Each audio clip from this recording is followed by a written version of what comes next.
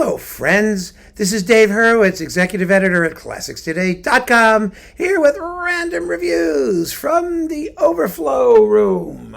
Kaboom! Yeah! And we're still working our way through Mahler. We're getting there. I'm telling you, we're getting there. And we've got to start with, the Mahler 7 with Klemperer! Oh, it's so slow. It's so ridiculously slow. I used to think when I was younger and sillier that I could make excuses for it and justify him stretching every ugly expressionist moment to the breaking point, and that was somehow intellectually interesting. And what was I kidding? It's just slow, really slow, not terribly well played, insufficiently contrasted. Yeah, that's it.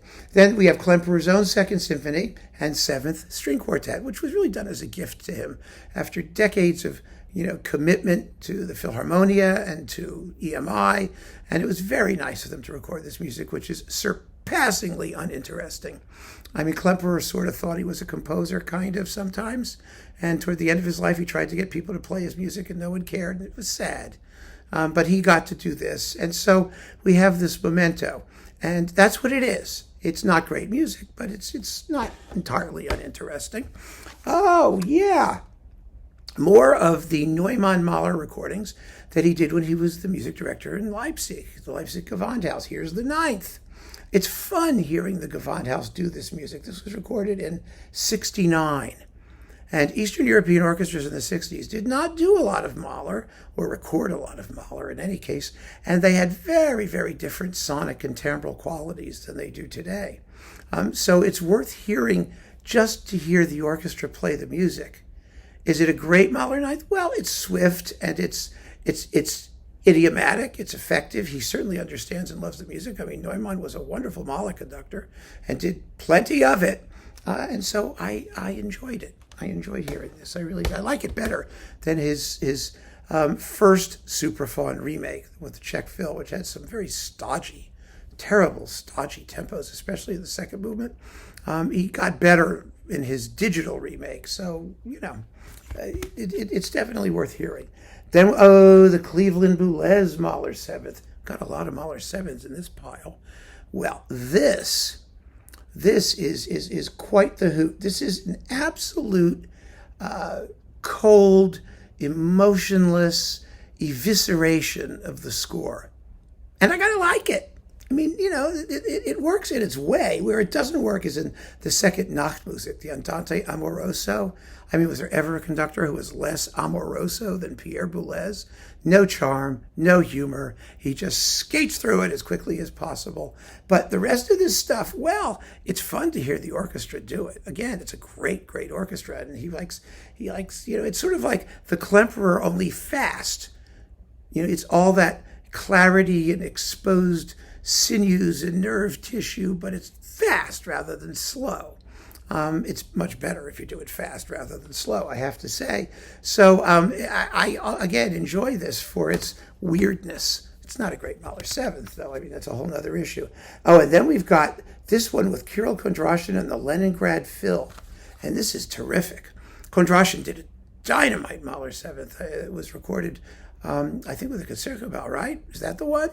That was on the NDR label or whatever it was. It wasn't NDR, it would have been something else, but I don't know. Kondrashin was a terrific Mahler conductor. Fast, direct, exciting, take no prisoners, everything in proportion, and just go for the jugular. And ooh, he does. It's just wonderful. 72 minutes, recorded in 1975, or so it would seem. So that's what label is this on? Russian All-Star Orchestra. Yeah, okay. Which is like Icon or something. I have no idea what this thing was. It's one of those labels where, when the Soviet Union collapsed, everybody ran in and illegally stole what they could and started issuing it. Let's see, what's this? Mahler 7 with Haitink and the Concertgebouw. This is his first one. And it's definitely one of the great Mahler 7s with a great Mahler orchestra just playing the daylights out of it. Haitink remade this in digital sound, and it was horrible. It was early digital that Philips did not know how to use the technology. Haitink was boring beyond belief. Everything is slowed down. Oh, it was just dreadful. But this one, ooh, is this great. Absolutely colorful and fun and fresh as the morning dew. Amazing. The Chailly Mahler 7th. Well, this is the famous Mahler 7th where they found that giant timpano, which is the singular of timpani, by the way, that Mahler had constructed to play like the low D flats in the finale. And they use it. And boy, it's low. It works. It works really, really well. It's a very good Mahler 7th. Like, characteristic of Chailly's generally. Maybe not the most crazy in terms of personality, but fantastically well played and recorded.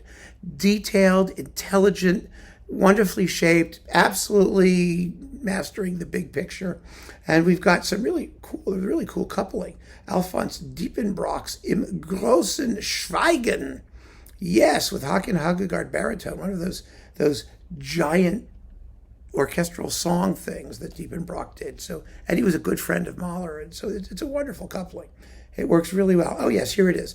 The last movement of the Mahler uses the recently restored Mengelberg timpano, which was built for Mengelberg performances of this piece to play the climactic low D roll. Well, you've never heard a climactic low D like that. Mahler 7 Abbado with Chicago. Well, this is another very fine performance of the symphony. It's a lot better than Schulte's with Chicago, I think. And the advantage that it has is a really slinky and fast scherzo.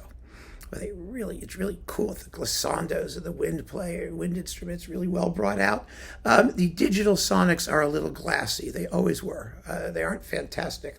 But it's a good performance, a very good performance by a conductor whose Mahler was really hot or cold. So that's cool. And the Schuricht and Vienna State Opera Orchestra Mahler 7th. Oh, this is different. It's really raggedly played in places and sonically iffy. It's mono. But again, Schuricht is one of those conductors who could be on or off, in Mahler, and weird always. And he was on in this performance.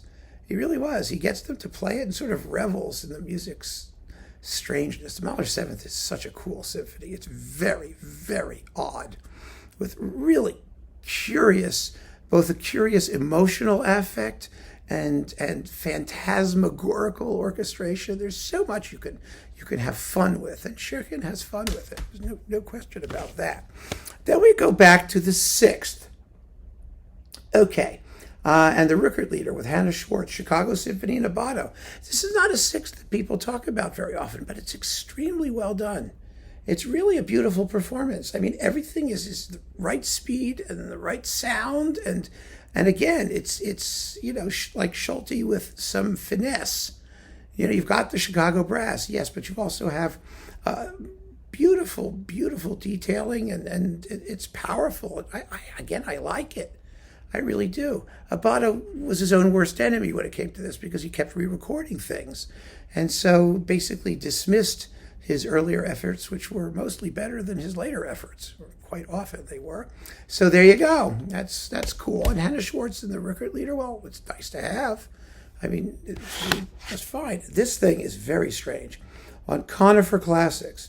So we've got two movements from Mahler's 10th, the Mahler 6th, with the inner movements reversed because it's the earlier version of Mahler 6 before the critical edition came out, and Mahler 3, all with the Vienna Symphony Orchestra, recorded in 1951 and 52 with Charles Adler.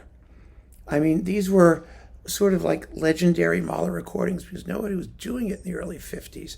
The 6th is worth hearing for the edition that's being used, which I don't think is otherwise available. The performances themselves, well, they're not terrible. They're a little bit, the 3rd is a little sluggish in the first movement, but, they were historical Mahler, if you're interested in that sort of thing. I was. I'm less interested in it now than I used to be because, these things were kind of like legendary back when Mahler wasn't a dime a dozen and you couldn't find so much. And so, everyone would talk about the Charles Adler Mahler recordings. Then you get them and you realize, well, they're not great. but they were valiant efforts at the time. And so for historical reasons, I hang on to them. And occasionally I even listen to them and kind of enjoy moments. So, okay, that's enough. It's reason enough to hang on to them. So keep on listening, friends. Thanks so much for joining me. More to come. Take care.